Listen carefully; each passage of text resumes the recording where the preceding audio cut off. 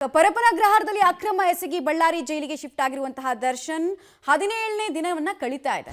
ಈ 17 ದಿನಗಳು ಕೂಡ ಬಹಳ ಪ್ರಾಬ್ಲಮ್ ಇದೆಯಂತೆ ಬಳ್ಳಾರಿ ಜೈಲಲ್ಲಿ. ದರ್ಶನ್ ಪೊಗರು ಇನ್ನೊಂದು ಕಡೆಗೆ. ದರ್ಶನ್ ದುರಾಂಕರದ ವರ್ತನೆ ಬಗ್ಗೆ ಕೂಡ ಹೇಳಬೇಕು ನಾವು ನಿಮಗೆ. ಅಸಹ್ಯಕರ ಕೈ ಸನ್ನೆಗೆ ವ್ಯಾಪಕ ಟೀಕೆಗೆ ಗುರಿಯಾಗಿದ್ದಾರೆ. ಬಳ್ಳಾರಿ ಜೈಲು ಸೇರಿದ್ರು ಕೂಡ ದರ್ಶನ್ ಬದಲಾಗಿಲ್ಲ. ಆರೋಪಿ ದರ್ಶನ್ ನಡೆ ಇದೆಯಲ್ಲ, ಆ ನಡೆ ಈಗ ವ್ಯಾಪಕ ಟೀಕೆ ಗುರಿ ಆಗ್ತಾ ಇದೆ. ದುರಾಂಕರದ ವರ್ತನೆ ಮುಂದುವರಿಸ್ತಾ ಇದ್ದಾರೆ. ಕೆಲವರು ಜಾಯಮಾನದಲ್ಲಿ ಬದಲಾಗಲ್ಲ ಅಂತೆಲ್ಲ ಮಾತಾಡ್ತಾರಲ್ಲ, ಅಂಥದ್ದು ಪ್ರಾಬಬ್ಲಿ ದರ್ಶನ್ ಚೆನ್ನಾಗಿ ಸೂಟ್ ಆಗುತ್ತೆ ಅಂತ ಅನ್ಸುತ್ತೆ. ಎಷ್ಟೇ ಏನೇ ಆದರೂ ಕೂಡ ತನ್ನ ಸಂಸ್ಕೃತಿ ಏನು ಅನ್ನೋದನ್ನ ಈ ಮೂಲಕ ತೋರಿಸ್ದಂಗೆ ಕಾಣಿಸ್ತಾ ಇದೆ.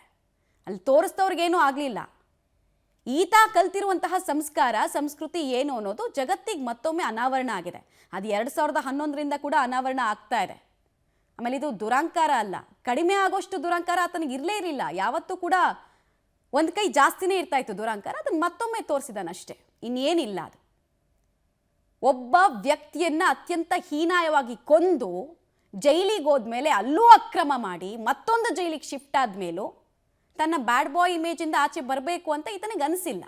ಕೆಲವ್ರಿಗೆ ಜ್ಞಾನೋದಯ ಆಗಲ್ಲ, ಕೆಲವರಿಗೆ ಜ್ಞಾನೋದಯ ಅನ್ನೋದು ಆಗೋದೇ ಇಲ್ಲ. ಅದಕ್ಕೆ ಈತ ಬೆಸ್ಟ್ ಎಕ್ಸಾಂಪಲ್ ಅಂತ ಅನಿಸ್ತಾ ಇದೆ.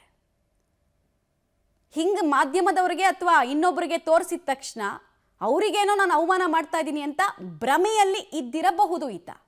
ಆದರೆ ತೋರಿಸಿದ ವ್ಯಕ್ತಿಯ ವರ್ತನೆನ ಜನ ನೋಡ್ತಾ ಇದ್ದಾರೆ ಅಷ್ಟೇ.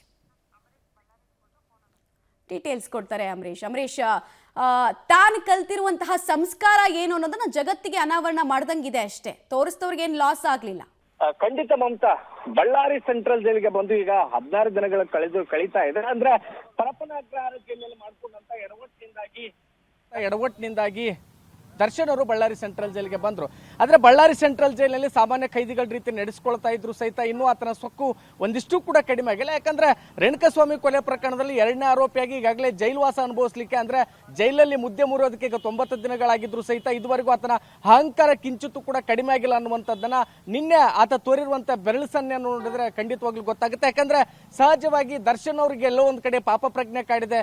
ಬಹುಶಃ ಜೈಲಲ್ಲಿ ಬದಲಾಗ್ತಾ ಇದ್ದಾರೆ. ಬಹಳ ಕಠಿಣವಾಗಿ ಬಳ್ಳಾರಿ ಸೆಂಟ್ರಲ್ ಜೈಲಲ್ಲಿ ನಡೆಸ್ಕೊಳ್ಳಲಾಗುತ್ತೆ, ಈಗ ನಡೆಸ್ಕೊಳ್ಳಾಗ್ತಾ ಇದೆ. ಹೀಗಾಗಿ ಎಲ್ಲ ಒಂದ್ ಕಡೆಗೆ ದರ್ಶನ್ ಅವರಿಗೆ ಪಾಪ ಪ್ರಜ್ಞೆ ಕಾಡ್ತಾ ಇದೆ. ಅವ್ರ ಕುಟುಂಬಸ್ಥರ ಮುಂದೆನೂ ಸಹಿತ ಆ ರೀತಿಯ ನೋವನ್ನ ತೋಡ್ಕೊಳ್ತಾ ಇದ್ದಾರೆ ಅನ್ನುವಂಥ ರೀತಿಯಲ್ಲಿ ಅವರ ಆ ರೀತಿಯ ಟಾಕ್ ಇತ್ತು. ಆದ್ರೆ ಖಂಡಿತವಾಗಿಯೂ ಸಹಿತ ದರ್ಶನ್ ಅವ್ರಿಗೆ ಸೊಕ್ಕು ಒಂದಿಷ್ಟು ಕಡಿಮೆ ಆಗಿಲ್ಲ. ಅಂದ್ರೆ ನಮ್ಮ ಉತ್ತರ ಕರ್ನಾಟಕ ಭಾಷೆಯಲ್ಲಿ ಹೇಳ್ತಾರೆ ಒಣ ದಿಮಾಕು ಅಂತ ಹೇಳಿ. ಅಂದ್ರೆ ಒಣ ದಿಮಾಕನ್ನ ನಿನ್ನೆ ದರ್ಶನ್ ಪ್ರದರ್ಶನ ಮಾಡಿದ್ರೆ ತಮ್ಮ ಮಧ್ಯದ ಬೆರಳನ್ನ ತೋರಿಸೋದ್ರ ಮೂಲಕ ತಾವೇನು, ತಮ್ಮತನ ಏನು, ದರ್ಶನ್ ಅಂದ್ರೆ ಇದೇ ರೀತಿ ಇದ್ದ, ಇನ್ನೂ ಕೂಡ ಬದಲಾಗಿಲ್ಲ, ಈ ವ್ಯಕ್ತಿಗೆ ಪಾಪ ಪ್ರಜ್ಞೆನೇ ಕಾಡಿಲ್ಲ, ತನ್ನ ನೀಚತವನ್ನ ತೋರಿಸಿದ್ರ ಅನ್ನುವಂಥದ್ದನ್ನ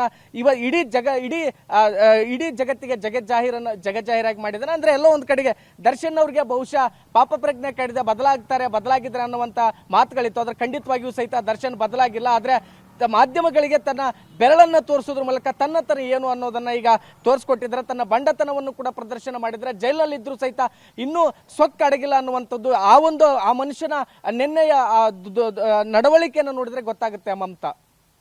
ರೈಟ್, ಧನ್ಯವಾದ ಅಂಬರೀಷ್ ತಮ್ಮ ಮಾಹಿತಿಗಾಗಿ. ಅಸಹ್ಯಕರ ಚಿಹ್ನೆಯನ್ನ ತೋರಿಸೋದ್ರಿಂದ ತಾನು ದೊಡ್ಡ ನಟ, ತಾನು ದೊಡ್ಡ ವ್ಯಕ್ತಿ ಅಂತ ಏನಾದರೂ ಹೇಳೋದಕ್ಕೆ ಹೊರಟಿದ್ದಾರೋ ಅಥವಾ ಭ್ರಮೆಯಲ್ಲಿದ್ದಾರೋ ಗೊತ್ತಿಲ್ಲ. ಭ್ರಮೆಯಿಂದ ಆಚೆ ಬಂದರೆ ಈಗ ಪರಪನಗ್ರಹಾರ ಬಳ್ಳಾರಿ ಆಯಿತು, ನೆಕ್ಸ್ಟ್ ಅಂಡಮಾನ ಗೊತ್ತಿಲ್ಲ.